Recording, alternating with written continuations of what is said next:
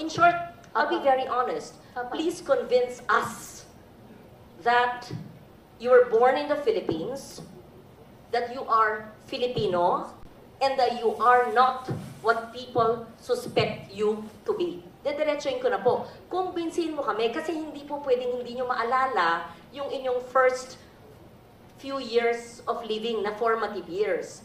Para makumbinsi kami because we want to be convinced that all elected officials are Filipinos and not spies of other countries. So, as a nationally elected official, and I won in Tarlac, number 1, I think, or 2, and I won in Banban, perhaps you even carry near sample ballot, we have to know.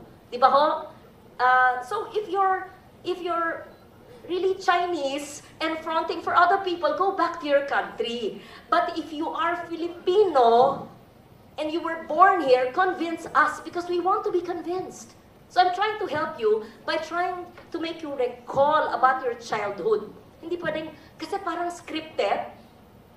Kasi I was born on this is what I can remember. And then when I ask you the same question, it's the same rote, R-O-T-E. So convince us. So now I'd like to turn over the floor to Sen. Lauren. Thank you very much, Madam Chair. Thank you, Senator Sherwin Gatchalian, for your very enlightening questions and for yielding to me. Yes, first time, I've been in politics since 1998 when Sherwin was not yet even a mayor or were you a councilor. But we have a picture when you were very young, and I was quite young as well. What were you in 1998, Senator Gatchalian? You were congressman already. Yes, okay. But I'm not grilling you. I'm going to ask. I just wanted to. Mayor Alice Go. First time nyo sa politika 2022, right?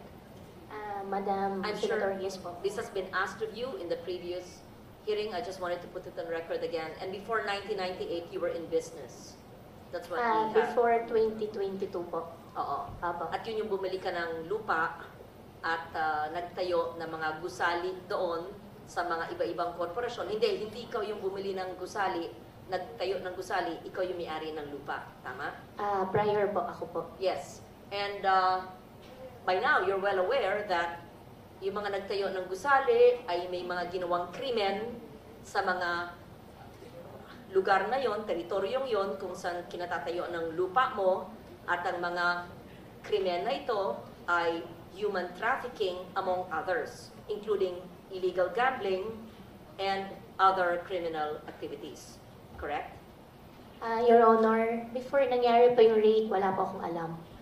In fact, wala pong dumarating po na report po sa office ko po at wala rin pong dumarating po na report po from PNP na meron pong nangyayari. Mayor, Opo. di ba ho trabaho at tungkulin ng mga mayor na alam po ang nagaganap sa kanilang lugar? Is that not your sworn duty as the chief executive of a local government unit? Your Honor, yes po. Every month po, tinatanong ko rin po, meron din po akong tao na inassign po para tanungin po yung mga housekeeping po na taga-Bamban po na kung meron po silang ginagawa mga alimalya po doon sa loob po. And wala pong dumarating po sa akin na report po na may ginagawa po silang Gano'ng crime kalaki po. yung lupa, Mayor, kung saan nagtayo ng mga gusali? Kung saan ginaganap ang krimen ng pangangalakal ng mga tao, mga Pilipino at mga dayuhan? Kung saan ginaganap ang mga illegal gambling activities? Kung saan ginaganap ang iba't ibang klaseng krimen? Ilang ektarya? At hindi nyo alam sa Banban bilang mayor? Your Honor, 7 point plus hectares po. So, 7 point plus hectares. You're a mayor of Banban Town, newly elected. Kayo po syempre ang nagbigay ng mga permits para magtayo ng mga malalaking gusaling yon. Syempre po, kilala nyo yung kapitan. Anong barangay po yung 7 hectares na yon? Your Honor, Barangay Anupol po. Kilala ko po yung kapitan. At Your Honor, yung mismong POGO po na operation po is nagbigay po sila sa akin ng provision license po from PAGCOR po. Then that's the only time po na binigyan ko po sila ng permit po. Second, third, and fourth floor po. At yung mga nahuli at nasagip na mga dayuhan at mga Pilipino ay alam nyong nangyari yon, di ba?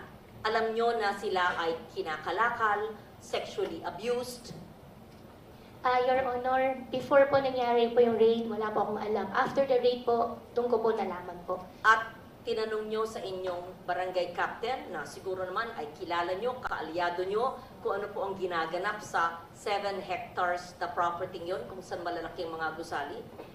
Yes po, Your Honor. After the raid po, nag-form po kami ng isang team po to investigate po sana. However po, nung papasok na po sila sa loob to investigate po, at para mag-gather pa po ng mga informations na from outside and inside po, hindi na po sila inalaw po pumasok po sa compound po. The whole 2 years that you've been the local chief executive at nandun ang mga nefarious, illegal, criminal activities in a barangay in your town, and you will say, wala po kayong kinalaman o wala kayong alam sa mga nagaganap? Your Honor, wala pong dumating sa akin na ini-report po. In fact, noong 2023 po, na-raid po yun. First, nung nakaraan beses po na na-raid po yun, nag-form din po kami ng isang task force po, isang team po to check. However po, kalagitnaan po ng aming investigation po, nasa korte na. Nung nasa korte na po, hindi na po kami nakialam. Pero bilang kayo LGU po ang may-ari ng lupa kung saan po nagtayo yung mga negosyante. So kilala niyo po sila? Your Honor, nag-divest po ako 2021 po. Yes, Yes po. divestment, but you know them. Kilala ko po yung Huang Jiyang po, Your Honor. So kilala nyo, ano po yung negosyo ng inyong kadil na nagtayo ng mga gusali at negosyo sa lupa? Your Honor, kilala ko po si Huang Jiyang at siya po yung nag-invest po dun sa mga buildings po. At after po ng raid, tinanong ko rin po siya ano nangyari. Sabi rin po niya sa akin, nasa korte na. Yan po yung naging usapan po namin nung nangyari po nung nakaraan po na raid. That's your conversation as landowner. But your concern as mayor, considering talamak, how do you say, anong salita doon na grabe ang nangyayari ng krimen sa iyong jurisdiction ay hindi po kayo nabahala? Your Honor, yung nakaraan po na raid po na company, tsaka yung company po ngayon is 2 different company po. Binigyan ko lang po sila ng lisensya po, binigyan ko lang po sila ng business permit po, Your Honor, nung nagkapagbigay po sila ng provision license po sa opisina ko po. Yes. At- Bigay ng license, hindi nyo alam, hanggang renade sila. Alam nyo, pinasukan nyo, tumakbo kayo bilang mayor, at nanalo kayo ng ilang daang votes over your rival, and you're saying something that you're familiar because kayo may-ari ng lupa at kilala nyo yung tao, nagtayo ng malaking gusali at nagkaroon ng raid na last year at hindi nyo alam na nagaganap ang mga krimen na yon right under your nose in the LGU which you had? Your Honor, lahat po ng naging operation po ng POGO po sa Bamban, sila po ay meron pong lisensya po na galing sa PAGCOR. In fact, itong last po na raid po ay meron pong 24/7 po na PAGCOR po nagbabantay po doon sa site. At sinasabi nyo na sa kaalaman nyo ay POGO lamang ang nagaganap at yung mga nasa gitna mga dayuhan na natatraffic o sa Filipino ang salita ng traffic ay kinakalakal, binebenta ng mga tao, dayuhan man o Pilipino, ay wala kayong kaalaman at mismo yung barangay captain at yung mga tao nyo po sa LGU ay hindi po alam ang nangyayari? Your Honor, wala pong dumating po ng report. In fact, before po nangyari, I think 2 weeks po before nangyari po yung raid, nag-invite po sila sa amin, kasama po ang LGU po, para sa isang open house po na visitation po. Nakakapasok naman po yung mga empleyado po ng LGU po doon. Wala rin pong dumarating po na report po sa opisina po namin. At meron din po kami ordinansa po, resolution po, na galing po sa Sangguniang Bayan po, na nire-require po ng konseho po ang ating local police po na mag-report, mag-submit po sila ng report po in a weekly basis. Wala pong dumarating din po na report po sa amin na meron po nangyayari po na any crime po sa loob. Anong ginawa po nyo nung natuklasan nyo na renade sila, na may mga illegal activities dun sa lugar kung saan kayo ay parte dati, na sabi nyo nag-divest na kayo, and what have you done? Your Honor, gumawa po ako ng isang team po para mag-investigate po sana sa loob. However po, hindi po sila nakapasok. At gumawa rin po ako ng isang team po na galing po sa labas para imbestigahan po yung mga naging empleyado po sa loob, yung mga housekeeper po, na tinanong po namin sila ano ba talaga nangyari, meron po ba kayo nakita na tinutorture po. Unfortunately po, ang sagot po nila sa amin ay wala po. And 200 plus po kasing naging empleyado po na local po doon sa site. At one of the reason din po na sa housekeeper po kami nagtatanong, kasi po I believe po yung mga housekeeping po nakakaikot po sila ng entire compound. Anong trabaho nyo? Anong ginagawa nyo? Although you said it in the hearing, I just wanted to hear it again. Ako po ay isang magbababoy po. Farmer po ako, piggery po yung negosyo ko. Sino po ang nag-urge sa inyo? Sino po ang nag-engganyo kayo, nag-inspire sa inyo na tumakbo bilang mayor ng Banban? Sarili ko po. Childhood dream ko po. Childhood dream. Opo, ay gusto ko po na mapakita sa tatay ko at gusto ko po maging proud po siya sa akin. Saan ba yung childhood nyo? Dito po sa Pilipinas po. Saan po sa Pilipinas? Sa Bamban po. Saan po kayo napanganak? Nakita ko po dito po sa birth certificate ko po, Hilod po, at iniwanan po ako ng nanay. Hindi, saan kayo napanganak? Nakita ko po dito sa birth certificate ko po, Hilod. Hindi ko po tinatanong yung proseso ng papanganak sa inyo. Saan po? Saan pong lugar? Sa Pilipinas, sa Central Luzon, sa Tarlac o sa Banban? Tarlac po. Saan po sa Tarlac? Matatalaib Tarlac po. Ano po? Matatalaib Tarlac. Is that the barangay? Yes po, nakita ko po dito sa birth certificate ko po. No, you would have recollection of your childhood, right? Can you just give us a recollection of your childhood?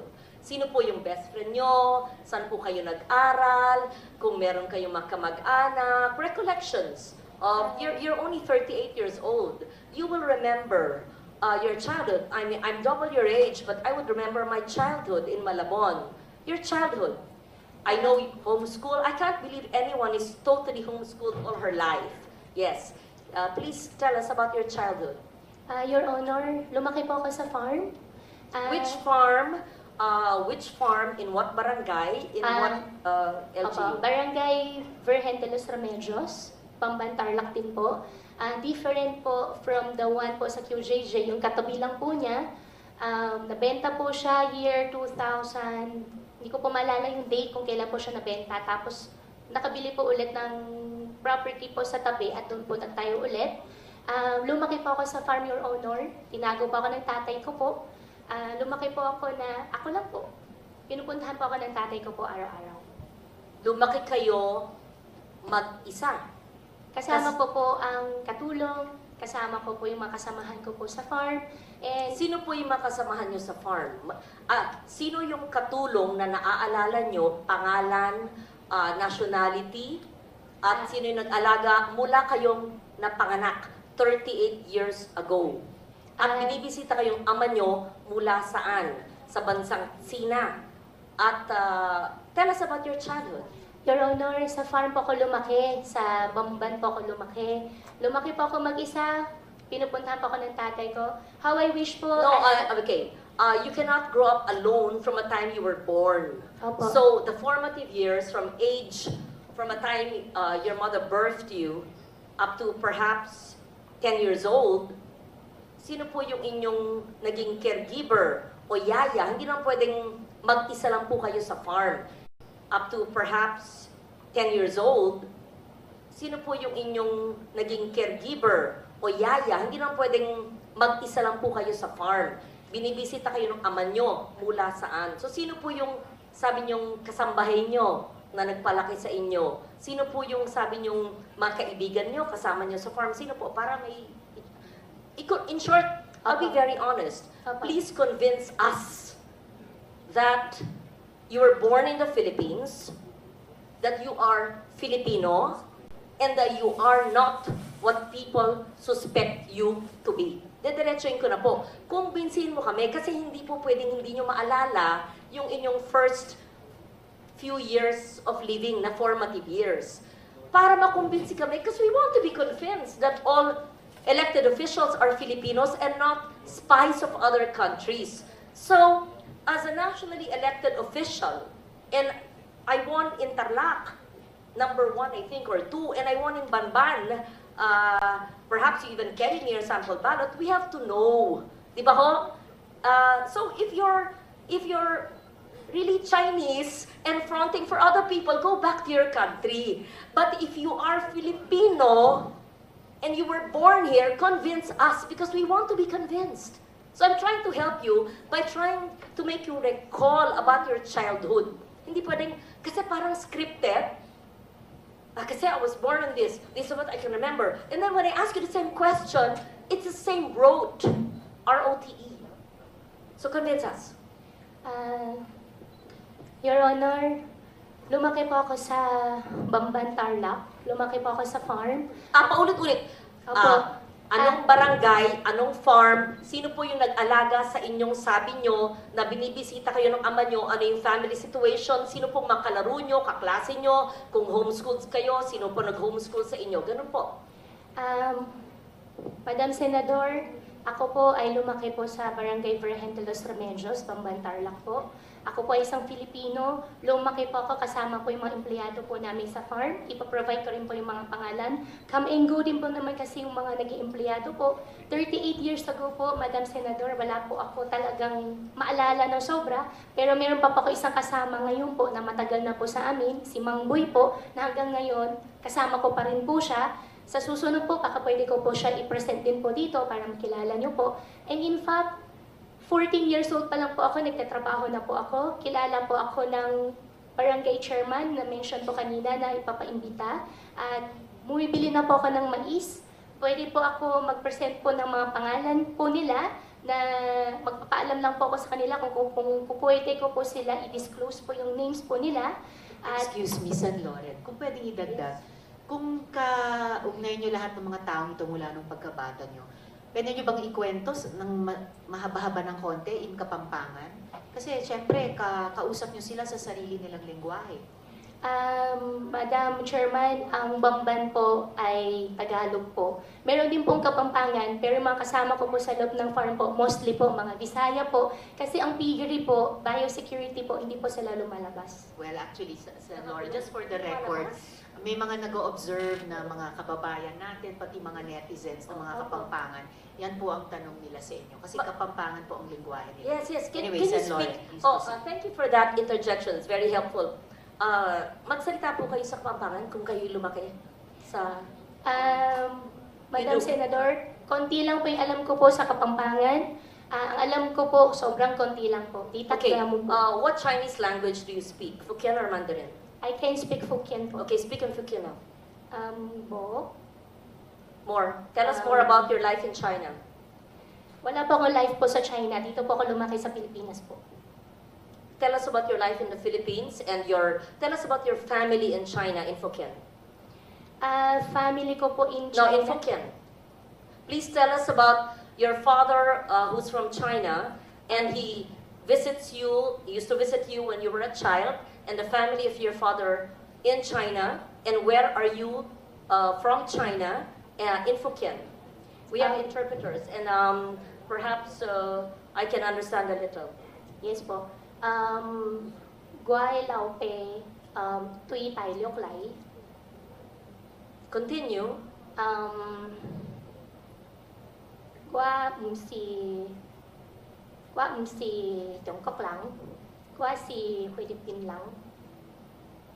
Tell us about your relatives. Pakikwento po ang mga kamag-anak ng iyong ama. San sa bansang Sina ang inyong ama? At ano ang ginagawa niyo? Sinabi niyo embroidery, etc. Negosyo at mga kamag-anak niyo doon.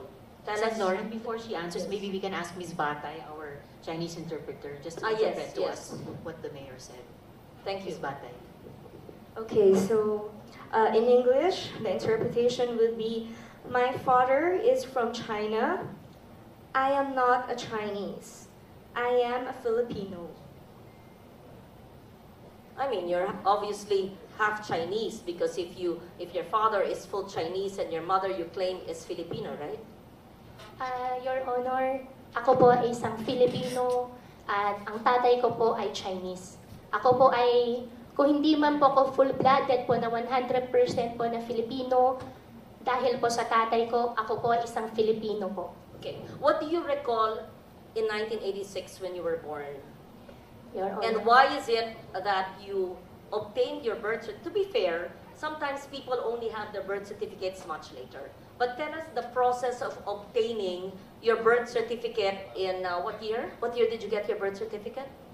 Your Honor, 2005 po. Yes. How Lord, did you... if I may just quickly add to your Please, earlier please question. proceed, Madam Chair. Mayor, may childhood photos ba kayo sa Bapman? Yes. Meron po, nung bata po ako, Madam Chairman, hindi po talaga uso cellphone. Pero sa nangyari po, meron po camera mga po. circulation po ng mga pictures ko po ng teenage life ko po sa conception.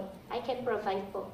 In fact, hindi ko po alam na meron po pala akong ganun picture. Could you kindly give us the earliest photos of yourself and your family and your workmates, playmates in your very exclusive and close farm that you said, and your relatives in China and your father's relatives, and the time that you were born, 1986, hindi naman, okay, walang cellphone, but you must have photos. And Yes po. proof of your homeschooling, syempre pag homeschooled, meron pa rin yan mga report card, hard copy pa noon, hindi pa soft copy eh.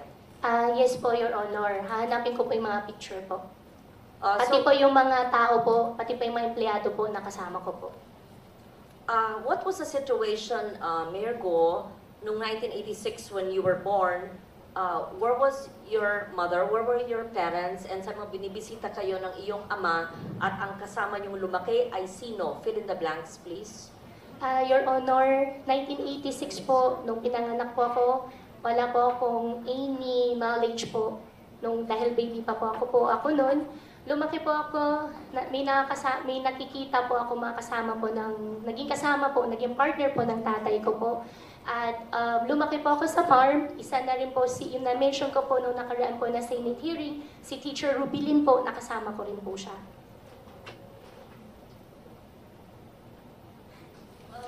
Can you please state once again your mother's name? Amelia Leal po, biological mother ko po. And have you ever met her? Hindi ko po siya nakasama. Have you ever met her? Hindi po. From the time you were born, from 86, hindi po nyo na silayan. Hindi na po. And tinanong po nyo sa inyong ama o sa mga kalaro nyo kasamahan sa farm? Your Honor, how I wish po I have a perfect family po. No, we lead imperfect lives. So I don't want to intrude on that. I just wanted to make sure. So, sa pagkaalam nyo ay Pilipino ang inyong ina? Opo, yan po ang sinabi po sa akin ng tatay ko po. At lumaki po ako dito sa Pilipinas po. At wala rin po, Madam Senador, wala rin po ako ibang citizenship kung hindi Filipino lang po. How did you obtain your birth certificate in 2005? Minigay po sa akin, hindi po ako yung nag-prepare po nitong birth certificate. Hiningi ko po sa tatay ko po yung birth certificate ko po. Was this discussed, Madam Chair? Did the PSA already look at the birth certificate? That was what was being discussed earlier, right, when I arrived? Yes.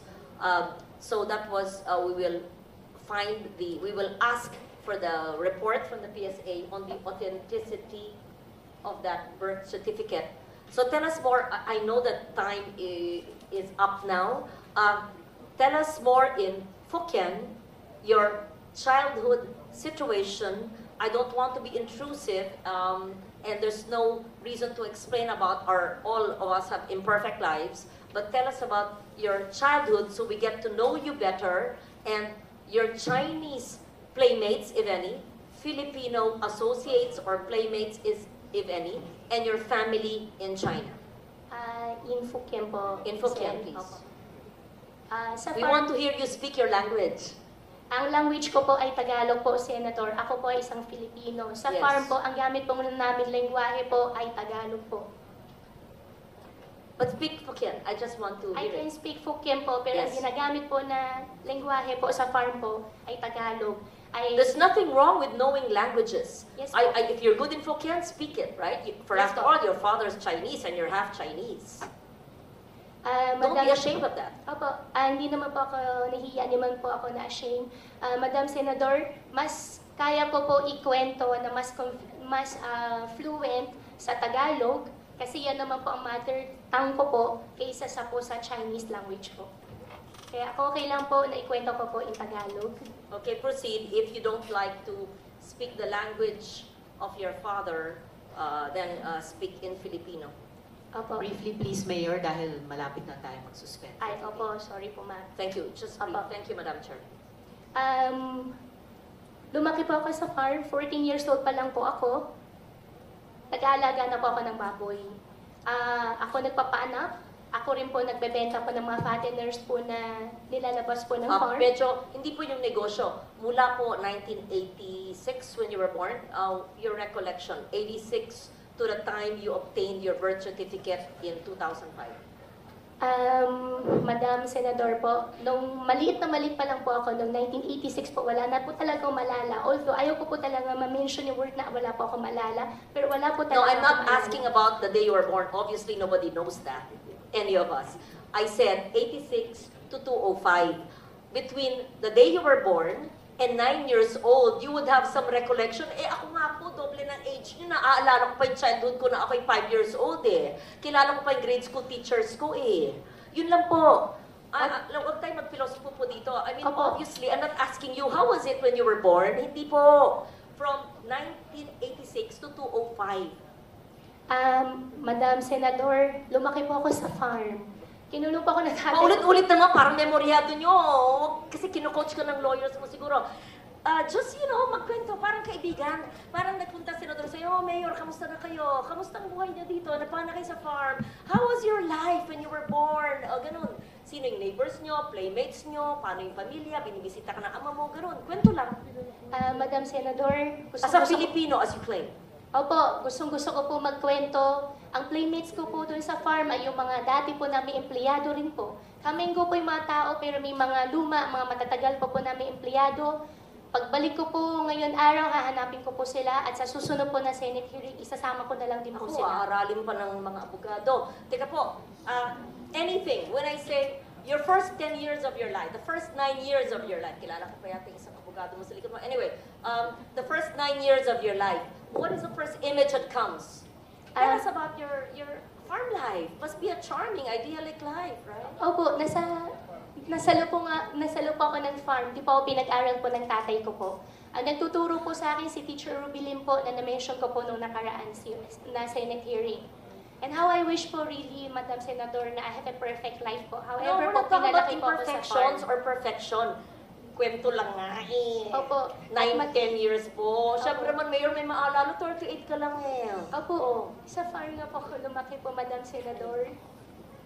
Hindi po naging normal po I'm not buhay ko asking po. now normal or if Madam Chair, I know that time is limited and I would want to get to know the mayor. As I said, we're giving you the opportunity to prove to us that you are Filipino. Opo.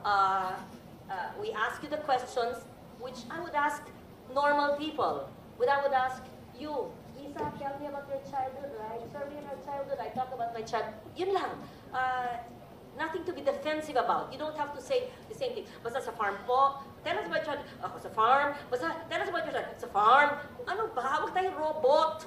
Tell us about your childhood. So we're convinced that you have a childhood in the Philippines. And if we ask you to speak about a foreign language, to speak in a foreign language that you are, nabihasa ka, ay hindi, mas magaling po ako sa Filipino. Ba't may kakaya kung magaling sa Hokkien? Kung magaling ka mag-Mandarin?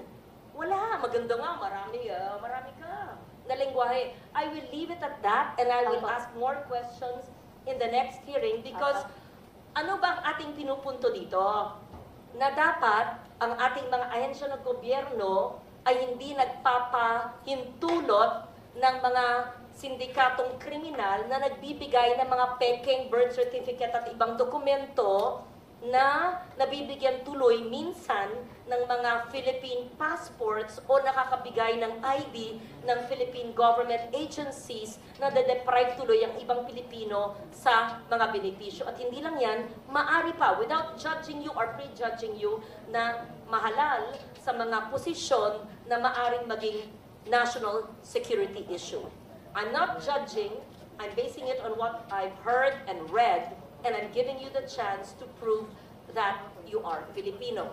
Yes, so I will leave it at that. Thank you very much, Madam Chair, for the time and the patience. And I would like for her to submit the photos that you requested, the name of the teacher, and perhaps the teacher who helped her homeschooling, names of employees, their full names, photos, addresses, playmates, etc. You must have a neighbor who knew you in the 80s, right?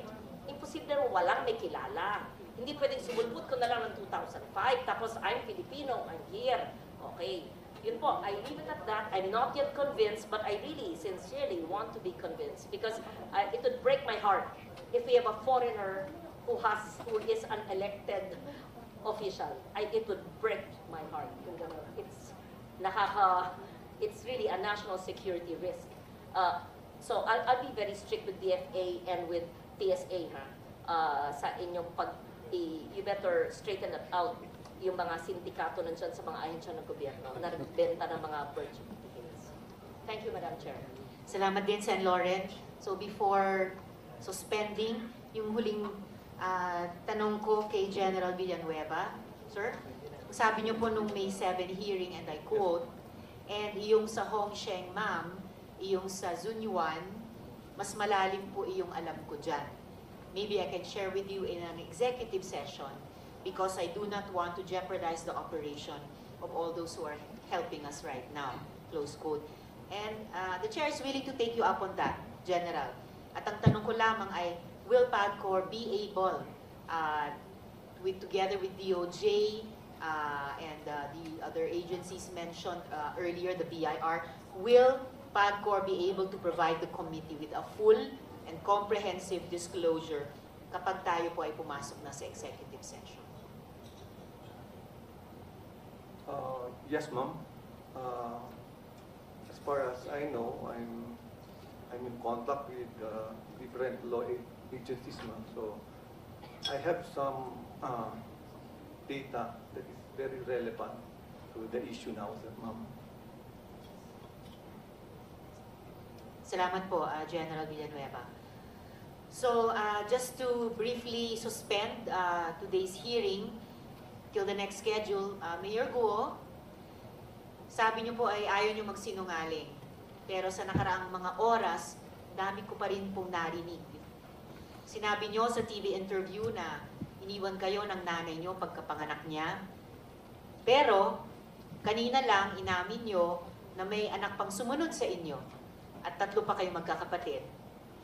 Sabi nyo, nalaman yung kapatid nyo, sina Sheila at Siemen Guo. Sorry, ma'am. I'm suspending already. Pagkatapos ng hearing. Pero, inamin nyo rin kanina, nagsinungaling kayo last hearing para protektahan sila. Sabi nyo, hindi nyo kilala si Nancy Gamo na involved sa Pogo, pati mga kumpanya ng pamilya nyo. Pero, pinakita na ang pruweba, naalala nyo bigla.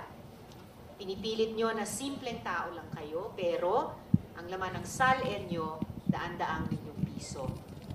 Mayor Guo, pag sisinungaling pa rin po ang paglilihim ng katotohanan. Kayo lang ang nakilala kong tao na hindi daw kilala ang kapatid, pero magkasama sa travel abroad. Nagkikipag-partner sa milyong-milyong pisong negosyo na di kilala ang asosyo. Humihiram ng kotse, pero di alam ang pangalan ng hiniraman. Nagbenta ng chopper at may utang pa sa inyo, pero di kilala ang pangalan ng sisingilin. Tila sa dami ng assets, kumpanya at property na di makakip track at kailangan pang magtanong sa abogado, tila may dagdag bawas pang ginagawa.